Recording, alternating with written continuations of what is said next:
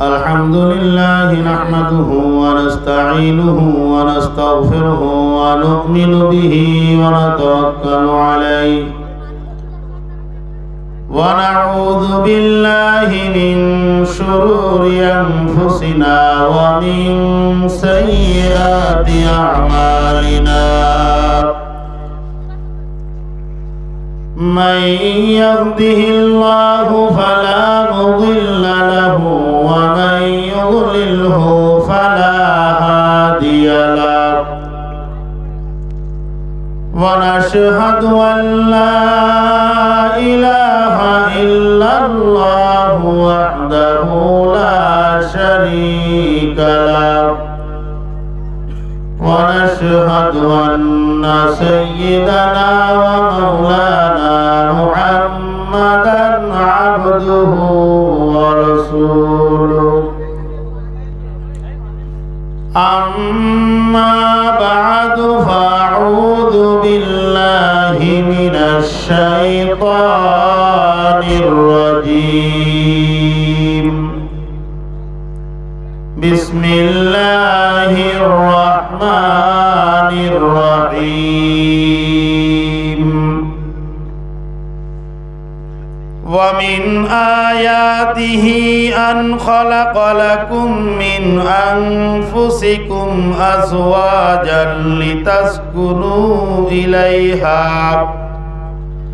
لتسكنوا إليها وجعل بينكم مودة ورحمة إن في ذلك لآيات لقوم يتفكرون وقال رسول الله صلى الله عليه وسلم ما تركت بعدي فتنة أضر على الرجال من النساء فاتقوا الدنيا واتقوا النساء فإن أول فتنة بني إسرائيل كانت في النساء أو كما قال عليه الصلاة والسلام سبحانك لا علم لنا إلا ما علمتنا إنك أنت العليم الحكيم رب اشرح لي صدري ويسر لي أمري واحلل عقدة من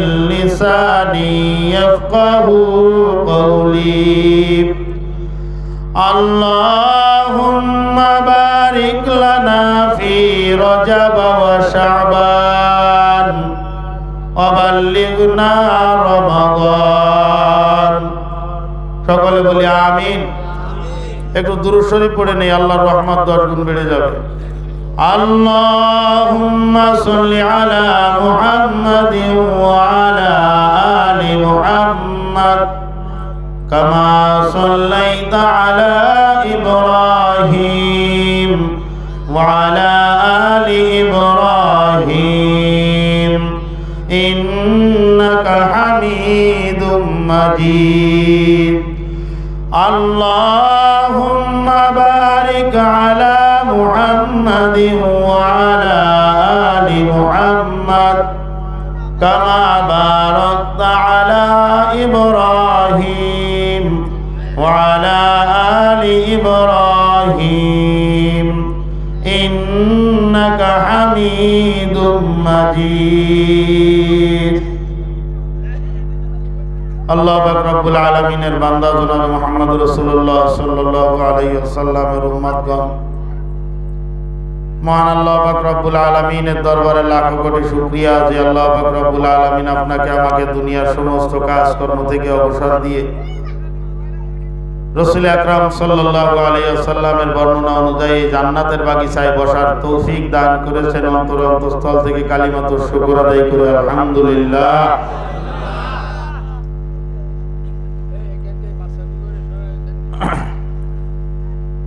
বিভিন্ন সময় লক্ষ্য করি যে সময় এই ওয়াজের ময়দানে, এই প্যান্ডেলের মধ্যে আমরা বসি, কষ্ট স্বীকার করে তারপরে আমরা এখানে আসি। এই সময়টা যদি এখানে না আসতাম, এখন রাত যেভাবে হয়েছে তাতে বাড়িতে আমরা আরামের বিছানায় ঘুমাইতে যাইতে পারতাম। সেই ঘুম বাদ দিয়ে এই খোলা ময়দানের মধ্যে এখানে আমরা বসি, কিছু তো এখান থেকে অর্জন করা দরকার। কি বলেন, কথা ঠিক না? কিছু তো এখানে অর্জন করা দরকার। সর্বপ্রথম একটা সুন্নাতের আমল আমি আপনাদেরকে দিয়ে করাতে চাই, সেটা হলো যার সামনে যতটুকু ফাঁকা জায়গা আছে মেহেরবানি করে জায়গাটা একটু পূরণ করে বসুন। যার সামনে যতটুকু ফাঁকা জায়গা আছে, সামনে যদি জায়গা ফাঁকা থাকে তো ওই ফাঁকা জায়গায় ইবলিস শয়তান বসে। আল্লাহর নবীর বর্ণনা অনুযায়ী এই জায়গাটা হলো জান্নাতের বাগিচা। যেই জান্নাত থেকে ইবলিস বেয়াদবি করে বের হয়ে আসছে, সেই জান্নাতের বাগিচায় তাকে ঢুকতে দেওয়া যাবে? কথা বলেন, যাবে? যাবে না। এই জন্য সামনের ফাঁকা জায়গাগুলো পূরণ করে বসি। রসুল আকরাম সাল্লাল্লাহু আলাইহি সাল্লামের মজলিসের সুন্নাতের উপরে আমল হবে, সাহাবায়ে কেরামের সুন্নাতের উপরে আমল হবে।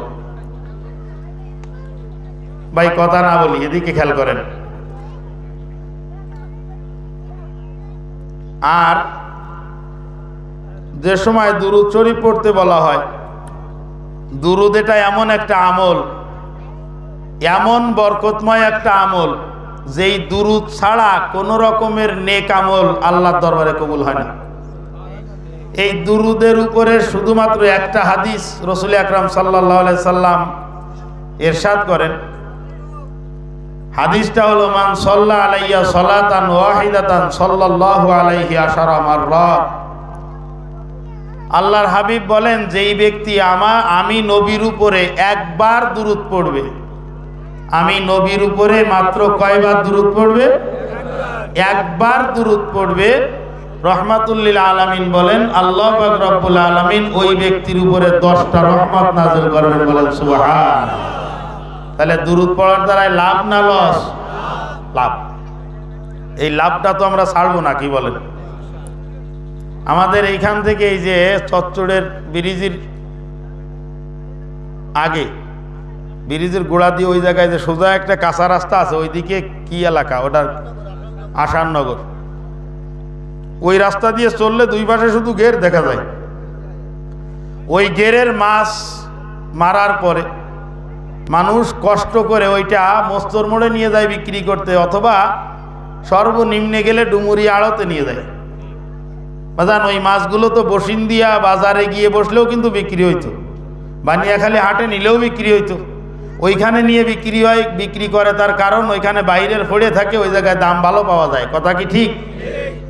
তার সামান্য মাছে 2টা পয়সা বেশি পাওয়ার জন্য কষ্ট করে গাড়ি ভাড়া দিয়ে, ক্যারিং খরচ দিয়ে আপনি অত দূরে নিয়ে যাচ্ছেন শুধু 2টা পয়সা বাড়ানোর জন্য। তো এই হায়াতটা আল্লাহ পাক দান করেছেন নেকি অর্জনের জন্য। তাহলে ওইখানে যেমন সুযোগ আছে, কোনো একটা পয়সা উপার্জনের সুযোগ আপনি হাতছাড়া করতেছেন না, তাহলে এখানে হায়াতের মধ্যে নেকি অর্জনের সুযোগ পাওয়ার পরে ওটাকে হাতছাড়া করা, এটা নির্বুদ্ধিতা না? এটা নির্বুদ্ধিতা। এই জন্য আমরা কোনো সুযোগ হাতছাড়া করব না। এই সুযোগ গ্রহণের জন্য একটা গুরুত্বপূর্ণ মজমা হলো এই ওয়াজের ময়দান। এই জায়গায় বসে সুবহানাল্লাহ বলা, আলহামদুলিল্লাহ বলা, আল্লাহু আকবার বলা, জিকির আজকার করা, এগুলো তো আছে। সাথে সাথে বয়ানের মধ্যে যতবার রহমাতুল লিল আলামিন সাল্লাল্লাহু আলাইহি ওয়াসাল্লামের নামটা আসবে, যতবার আসবে ততবার আমরা সংক্ষিপ্ত ছোট্ট দুরূদ পড়ব। সবাই বলেন সাল্লাল্লাহু আলাইহি ওয়াসাল্লাম। এটুক মুখস্থ আছে না সবার? পড়বো তো ইনশাআল্লাহ। ক্লাস হয়ে গেছে, এবার কিন্তু সামনে শুধু পরীক্ষা হবে। দেখা যাক দেখি আমরা পড়ি কিনা। আমি কোরআনে হাকিমের 21 নম্বর পারায় সূরা রুমের 21 নম্বর আয়াতে কারিমা তিলাওয়াত করেছি। রাসূল আকরাম সাল্লাল্লাহু আলাইহি সাল্লামের অগণিত অজস্র বাণী সমূহের মধ্য থেকে মিশকাত এবং মুসলিম শরীফের মধ্যে বর্ণিত একখানা হাদিসের অংশ বিশেষ আমি আপনাদের খেদমতে আরজ করেছি। আল্লাহ পাক রব্বুল আলামিন তৌফিক দান করলে এই 2টার আলোকে আমি কিছু গুরুত্বপূর্ণ কথা আপনাদের সামনে পেশ করব ইনশাআল্লাহ। এই গুরুত্বপূর্ণ আলোচনার হেডলাইন বা কনসেপ্ট হলো পারিবারিক জীবনে অশান্তি এবং করণীয় কি, তার প্রতিকার কি, কি কি অশান্তির মধ্যে আমাদের পারিবারিক জীবন চলে, আর এর থেকে পরিত্রাণের উপায় কি, বাঁচার উপায় কি। এই কনসেপ্টটা কি পছন্দ হয়েছে? কথা বলা দরকার আছে কি? এটা অনেকে মুখ এখনো পর্যন্ত খোলে নাই, কিন্তু কয়েকজনে কথা বলেন, না হলে কিন্তু কথা মুখস্থ হবে না, বুঝতে পারবেন না ভালো। এই আলোচনার কি দরকার আছে? যাক, আলহামদুলিল্লাহ দরকার আছে। একটা সুস্থ সুন্দর পরিবার যদি হয়, তাহলে একটা সুস্থ সুন্দর সমাজ আশা করা যায়। আর একটা সুস্থ সুন্দর সমাজ যদি হয়, তাহলে একটা সুস্থ সুন্দর রাষ্ট্র আশা করা যায়। কি বলেন, কথা ঠিক না? এই জন্য মানুষের ব্যক্তিগত জীবনে দিনদারি এবং পারিবারিক জীবনে দিনদারি, এইটা সামাজিক এবং রাষ্ট্রীয় পর্যায়ে দিনদারির থেকে ব্যক্তি পর্যায়ে এবং পরিবার পর্যায়ে দিনদার হওয়া, এটা হলো বেশি দরকার। আর এই দিনদারির থেকে আমরা মাহরুম হয়ে যাই। সর্বপ্রথম এই দিনদারি পরিবেশ তৈরি করার ক্ষেত্রে আমাদের ব্যর্থতা, সর্বপ্রথম ব্যর্থতা হলো পারিবারিক জীবন শুরু হয় বিবাহ শাদীর মাধ্যমে। কি বলেন, কথা ঠিক তো? এখানে একটা বিষয় মুখস্থ রাখা দরকার, পিতা মাতা ইনি কিন্তু পরিবারের অন্তর্ভুক্ত না, ইনারা হলেন মধ্যমণি। মানে এই কথাটাকে কিভাবে বোঝানো যায়, এই যে আয়োজন চলতেছে ওয়াজ মাহফিল, এর মধ্যে একজন আছেন সভাপতি, একজন আছেন প্রধান বক্তা, আরো আছেন প্রধান অতিথি। এই সবগুলোর মধ্যে সবথেকে বড় গুরুত্বপূর্ণ দায়িত্ব পালন করবেন কিন্তু সভাপতি সাহেব। কি বলেন, কথা ঠিক না? আসলে আমাদের এটা ফ্যাশন হিসেবে আমরা সভাপতি বানাই, কিন্তু এই সভাপতির ভারত্ব মহত্ব বুঝে কিন্তু আমরা সভাপতি বানাই না। এই জন্য আমরা জানতে পারি না যে আসলে সভাপতি কেন লাগে। এই পূর্ণাঙ্গ বিষয়টাকে পরিচালনা করতেছেন যিনি, এর ভালো মন্দ সবকিছু নির্ভর করতেছে তার উপরে। এটা হলো সেই সভাপতি সাহেব। তা পূর্ণাঙ্গ পরিবারটা, এই যে পরিবার, এই পরিবার পর্যন্ত আপনি পৌঁছেছেন কিন্তু পরিবারের সভাপতির কারণে। আর সেই সভাপতি হলেন পিতামাতা। সেই সভাপতি হলেন কি? পিতামাতা। এনারা পরিবারের ঊর্ধ্বে, পরিবারের মধ্যে আনলে তার থেকে আরো নিচু হয়ে যায়, পরিবারের ঊর্ধ্বে তারা, অর্থাৎ পূর্ণাঙ্গ পরিবারের ড্রাইভার, পরিচালক। তাদের অক্ষমতার কারণে বয়স হয়ে গেছে, বড় ছেলের হাতে দিয়ে দিছে, মেজো ছেলের হাতে দিয়ে দিছে, কিন্তু মৌলিকভাবে মধ্যমণি কিন্তু তারাই থাকবেন ফ্যামিলির মধ্যে। কি বলেন, কথা ঠিক?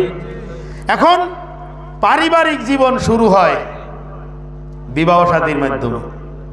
এই বিবাহ শাদীর ক্ষেত্রে আমাদের মধ্যে মর্মান্তিক এবং মারাত্মক কিছু সমস্যা আছে। 21টার মতন সমস্যা আমাদের বিবাহের মধ্যে। কয়টা? এই ভাষার লোকে বলেন তো কয়টা? 21টা। 21 প্রকারের গুনাহ দিয়ে আমাদের বিবাহ সংগঠিত হয়। তাহলে বিবাহ একটা মানে পবিত্র, একটা সুন্দর আল্লাহ প্রদত্ত সুন্দর একটা পবিত্র বন্ধন। সেই পবিত্র বন্ধনটাকে আমরা নষ্ট করে দেই নিজেদের খায়সাতে নফসানির তাবেদারি করে, আনুগত্য করে, গুনাহ দিয়ে। যেটা ছিল ইবাদত, সেই ইবাদতের মধ্যে আমরা গুনাহ ঢুকিয়ে দিছি, যার কারণে আমাদের পারিবারিক জীবনের সূচনাটা হয় গুনাহ দিয়ে। কি বলেন, কথা ঠিক? খেয়াল করেন, আমাদের দেশের একটা আইন আছে,